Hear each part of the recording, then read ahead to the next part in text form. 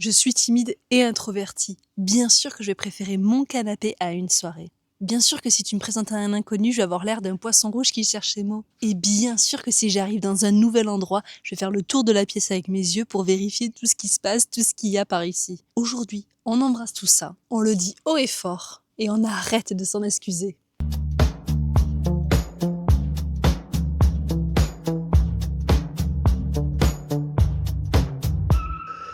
Bienvenue dans notre bulle, le podcast qui décomplexe la timidité. Chaque mercredi, on parle ensemble de timidité, d'introversion, de développement personnel, de santé mentale, de la vraie vie, quoi. Je suis Élise, et aujourd'hui, on va faire quelque chose de nouveau, quelque chose qui change un petit peu de d'habitude. Pas de grands concepts, pas de choses très scientifiques, juste moi et nous, en fait. Tu as peut-être vu cette traîne en ce moment sur les réseaux qui se déroule un petit peu partout. Je suis blablabla, donc bien sûr que où des gens listent des choses en fait qui font qu'ils sont comme ça, qui sont en fait qui veulent dire oui ça c'est ma personnalité, mon métier est ça, donc bien sûr que j'ai voulu en faire un épisode un peu plus intime, sans filtre, parce que des fois la chose la plus puissante que l'on puisse faire, c'est se reconnaître dans les mots de quelqu'un et se dire ah mais je suis pas toute seule à être comme ça, je suis pas bizarre en fait, je suis normale. Alors installe-toi confortablement, respire et on entre dans notre bulle. Avant de commencer, je vais te dire comment ça va se passer un petit peu cet épisode qui change un petit peu de d'habitude. Je vais te lister une dizaine de bien sûr que certains vont te faire rire, certains vont te faire dire oh, mais c'est exactement ça moi et certains vont peut-être te faire réaliser certaines choses sur toi-même. T'es prêt? C'est parti. Bien sûr que je vais préférer rester dans mon cocon plutôt qu'aller à l'extérieur pour une soirée. On va commencer par le classique, le grand, celui que tout le monde comprend quand on parle d'introversion. Il est 18h, mon téléphone sonne, je vois ton nom inscrit dessus, où il y a écrit « Ce soir on sort ?»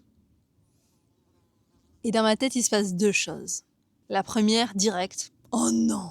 Et la deuxième, « Ah, mais peut-être que je devrais, ça lui ferait plaisir peut-être. » Puis je regarde mon canapé, mon plaid, mon livre, mon thé qui m'attend. Et là, il se passe direct quelque chose dans ma tête. La réponse coule de source. Bien sûr que je vais préférer rester à la maison. Pas parce que je n'aime pas mon ami, loin de là. Pas parce que je suis déprimée ou quelque chose m'a rendu triste aujourd'hui. Juste parce que j'ai pas l'énergie. Et mon énergie, elle se recharge pas en sortant dehors. Mon énergie, elle se recharge à la maison. Moi, j'ai besoin d'être branchée. Et pour être branchée, en fait, c'est à la maison. Tout simplement. J'ai besoin de calme, d'être dans ma bulle, en fait. Personne pour me juger, personne pour parler politique ou météo.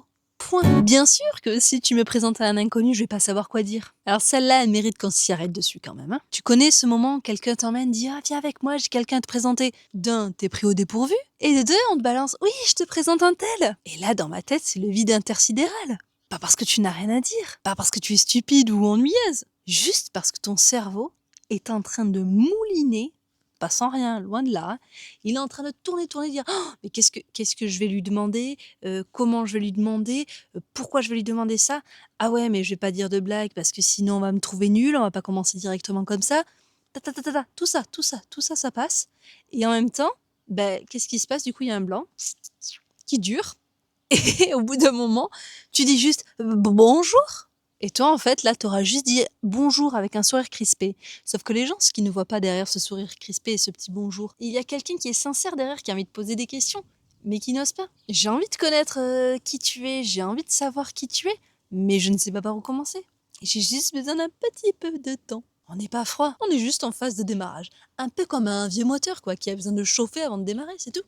Bien sûr qu'en arrivant dans un endroit inconnu, je vais commencer par observer. Tu arrives à une nouvelle soirée, une nouvelle salle, un nouvel endroit que tu ne connais pas. Et au lieu de te précipiter vers les gens, d'aller dire « Ah, salut, c'est toi !» Toi, tu regardes. Qui est là? Comment sont les gens? Qui sont ces groupes de personnes qui se sont assemblées? Pourquoi elles sont, elles, ensemble précisément? Quelle est l'énergie de la pièce? Est-ce qu'il y a un endroit stratégique où aller? Est-ce que c'est mieux d'aller au centre de la pièce, un peu plus vers le buffet, un peu plus de vent? Tu cherches juste cet angle parfait qui sera le meilleur pour toi, pour que tu te sentes le plus à l'aise et le mieux en fait. Cette phase d'observation, certains l'analyseront comme de la froideur, ou alors de l'arrogance, ou simplement de la timidité. En fait, en réalité, ce qui se passe, c'est juste ton cerveau. Hop, il se met en mode mappy, et il analyse tout de la salle. Hop, il cartographie tout ça. Tu as besoin de comprendre l'environnement avant de t'y plonger dedans. Par exemple, c'est exactement ce que j'avais expliqué dans un épisode. Mon fils, lui, quand je l'ai amené à la crèche, voilà, il avait besoin de son petit temps à lui, hop, de son côté, avant de aller s'intégrer dans le groupe. Et à la base, les dames de la crèche, elles me disaient « Oh, c'est génial ce qu'il fait avant de se jeter dedans, il observe et tout. » Pourquoi on dit pas ça, nous, des adultes? Hein? Moi, j'aimerais bien savoir. Parce que nous aussi, on a besoin de temps pour observer un petit peu ce qui se passe avant de se jeter dans la gueule du lion, quoi. Bien sûr qu'en soirée entre amis, au bout d'un moment, je vais décrocher. C'est la soirée idéale. T'es avec tes meilleurs amis, tranquille, on discute, on rigole, on parle de tout, de rien. Et pendant un moment, t'es là, hein, tu es vraiment là, présent. Tu interagis, t'es bien, tu rigoles, t'es avec eux. Et puis d'un coup, quelque chose bascule.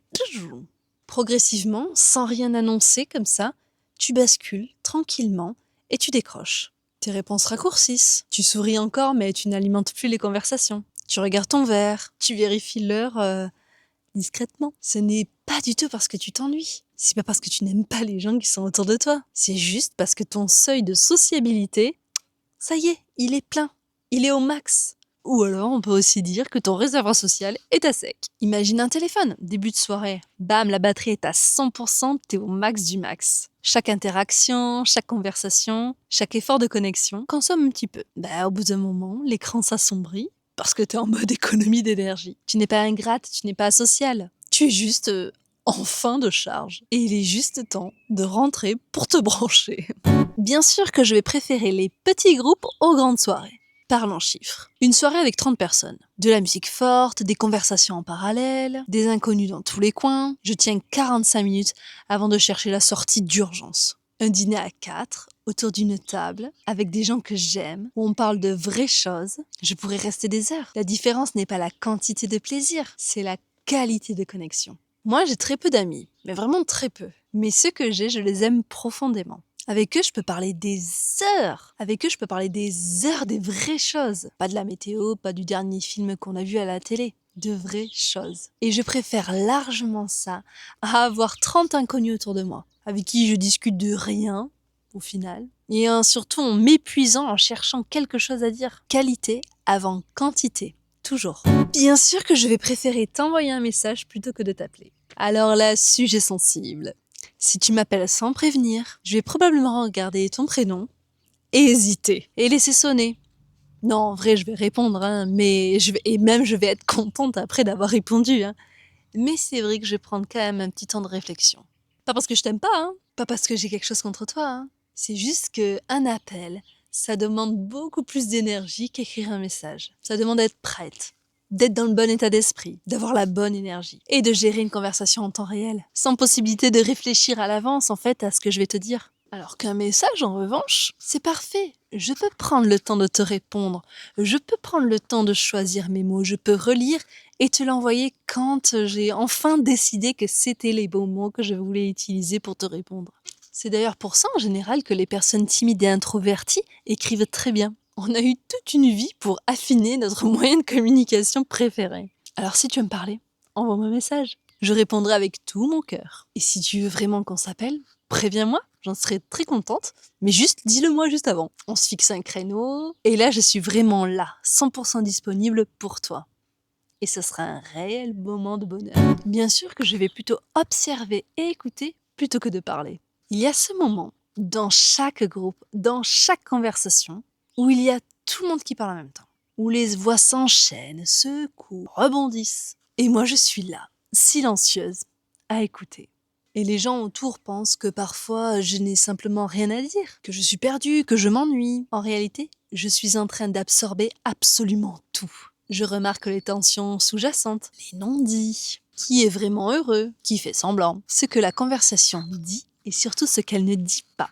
Les personnes timides et introverties sont souvent des observateurs extraordinaires parce qu'on n'est pas occupé à parler. On regarde et ce qu'on voit les autres le manquent souvent. Et quand je prends enfin la parole, ce n'est pas juste pour remplir le silence. C'est parce que j'ai quelque chose d'important à dire, quelque chose de réellement, mais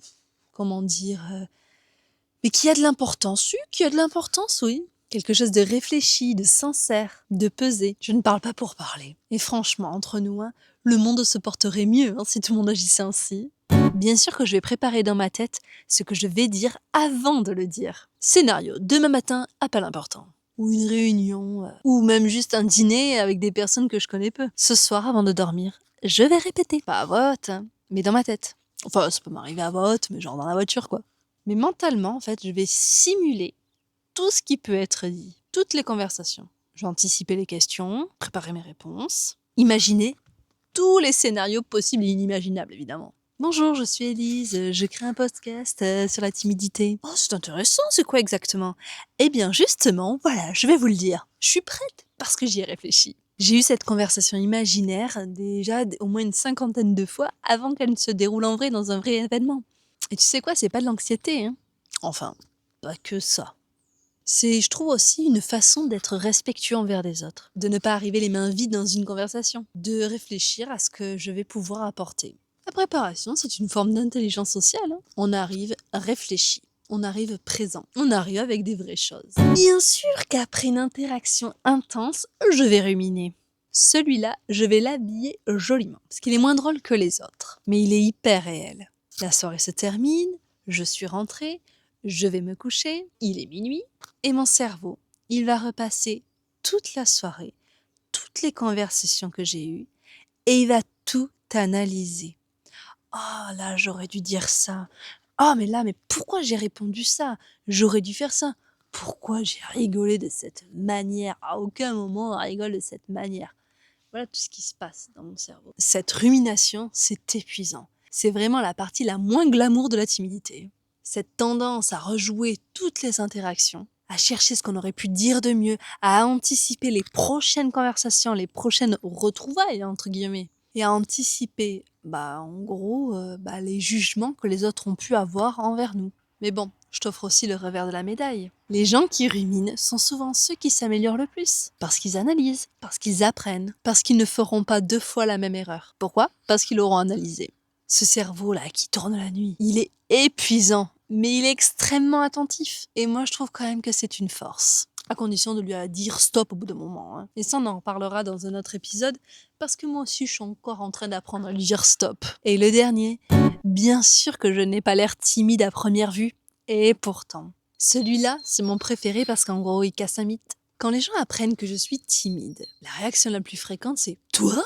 Mais non, t'es pas timide. Tu parles bien, t'es à l'aise, t'as même un podcast. » Et c'est là que je souris. Parce que la timidité ne ressemble pas toujours à ce que l'on croit. La timidité, c'est pas juste être muette dans un coin à attendre. C'est pas forcément rougir à chaque interaction. C'est juste peut-être quelqu'un qui a appris à compenser, qui a travaillé sur elle-même, qui a construit des stratégies. Mais derrière, il y a toujours cette petite voix qui tourne à l'intérieur. Ce regard posé sur soi-même. Cette légère tension qui est toujours présente avant chaque interaction sociale. Moi, je fais ce podcast parce que j'en avais besoin. Parce que j'aurais voulu l'entendre il y a de ça 10 ans. Même avant, ça aurait été cool. Parce que personne ne m'avait dit que ma façon d'être dans ce monde, discrète, observatrice, choisissant mes mots, préférant le profond au superficiel, ce n'est pas un défaut, c'était juste moi. Et surtout que j'étais très loin d'être seule dans ce cas. Et si toi aussi tu t'es reconnu dans ces 10, bien sûr que, même dans un seul d'entre eux, sache que toi aussi, c'est juste toi. Et c'est parfait comme ça. Alors voilà. Voici nos 10 bien sûr que. Bien sûr que tu vas préférer ton canapé. Bien sûr que tu vas sécher devant un inconnu. Bien sûr que tu vas observer avant de plonger. Bien sûr que tu vas décrocher lors d'une soirée quand ton réservoir est plein. Bien sûr que tu vas préférer un dîner à 4 plutôt qu'une soirée avec 100 personnes. Bien sûr que tu vas envoyer un message plutôt qu'appeler. Bien sûr que tu vas préférer écouter plutôt que de parler pour rien. Bien sûr que tu vas préparer toutes tes conversations dans ta tête. Bien sûr que tu vas ruminer après. Bien sûr que les gens vont pas forcément te voir comme timide. Et pourtant, ce que je veux surtout que tu retiennes de ces 10 bien sûr que de cet épisode, c'est que ce ne sont pas des défauts à corriger. Ce sont des caractéristiques à toi. Ce sont des caractéristiques à comprendre, à apprivoiser et parfois à célébrer. Même souvent. Ton cerveau qui observe avant d'agir. C'est de la sagesse. Ton écoute active, c'est un cadeau rare. Ta préférence pour le profond plutôt que pour le superficiel, le monde en a cruellement besoin. Ta bulle t'appartient. Et tu as exactement le droit d'être comme tu es. Maintenant, c'est ton tour. Dans les commentaires ou en DM, dis-moi toi, c'est quoi tes bien sûr que? Et dis-moi lequel t'a le plus touché. laquelle te représente le mieux dans ce que je viens de citer? Moi, je lirai tout, hein. Je veux tout savoir. Je suis une vraie curieuse, hein. Parce que timide, introvertie ne veut pas dire que je suis pas curieuse. Loin de là. Et s'il y en a plein d'autres auxquels je n'avais pas forcément pensé, bah, je me les noterai pour peut-être un second épisode comme ça. Moi, j'ai bien aimé ce format.